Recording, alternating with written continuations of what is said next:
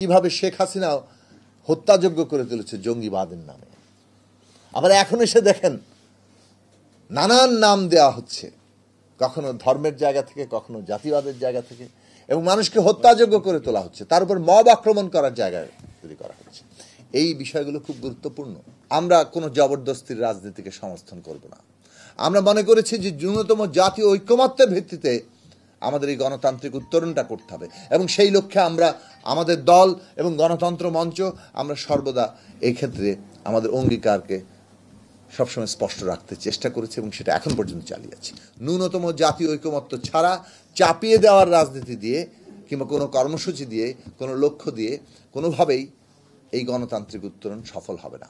আমরা সে কারণে অন্তর্বর্তী সরকারকে আহ্বান জানিয়েছি যে উত্তরণের পথ হচ্ছে বিচার সংস্কার, নির্বাচন, এবং নির্বাচনকে এখন যে সময়সীমা ঠিক করা হয়েছে তার মধ্যেই নির্বাচন আয়োজন করা, অর্থাৎ ফেব্রুয়ারিতে নির্বাচন আয়োজন করা।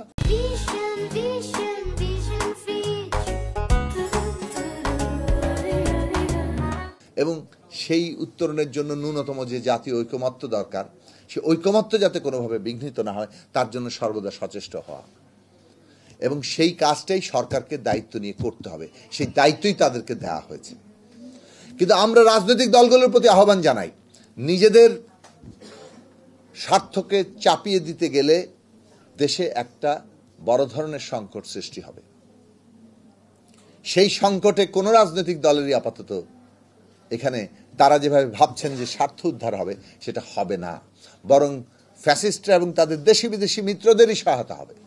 ফলে পরিষ্কার করে আজকে এই গণ অভ্যুত্থানের আকাঙ্ক্ষা নিয়ে, শহীদের রক্তের ঋণ নিয়ে আমরা এইখানে এই কথা বলতে চাই, মৌলানা ভাসানীকে স্মরণ করে, যে গণতান্ত্রিক উত্তরণের পথে আমাদের যাওয়া দরকার এবং তার জন্য নির্বাচন দরকার।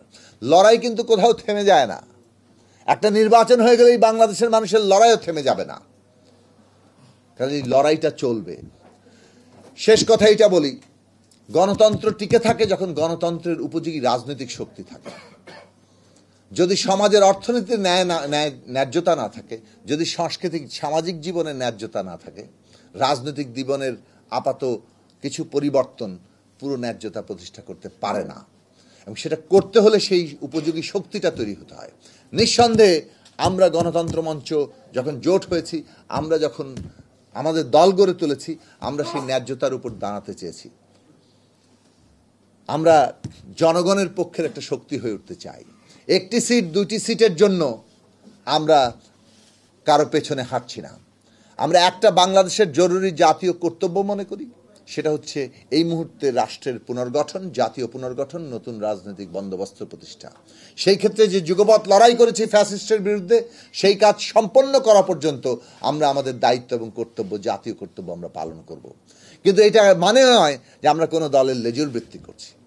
এটার মানে এই নয় যে আমরা আসলে সিটের সুবিধার জন্য কোনো জায়গায় যাচ্ছি, বরং যে অনেকেই জাতীয় কর্তব্যের জায়গায় নিজেদেরকে হারিয়ে ফেলছেন, বরং এমন সমস্ত রাজনৈতিক সিদ্ধান্ত গ্রহণ করছেন যে রাজনৈতিক সিদ্ধান্তের মধ্য দিয়ে আসলে কেবলমাত্র দলীয় স্বার্থের জায়গাটাই সামনে আসে।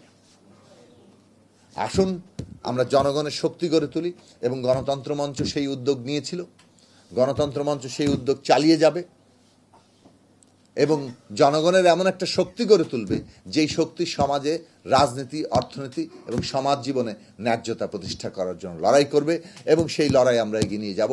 সেটাই মৌলানা ভাসানীর দিশা, এবং সেই দিশাতেই আমরা বাংলাদেশের ভবিষ্যতে জনগণের নেতৃত্ব হিসেবে সামনে আনব।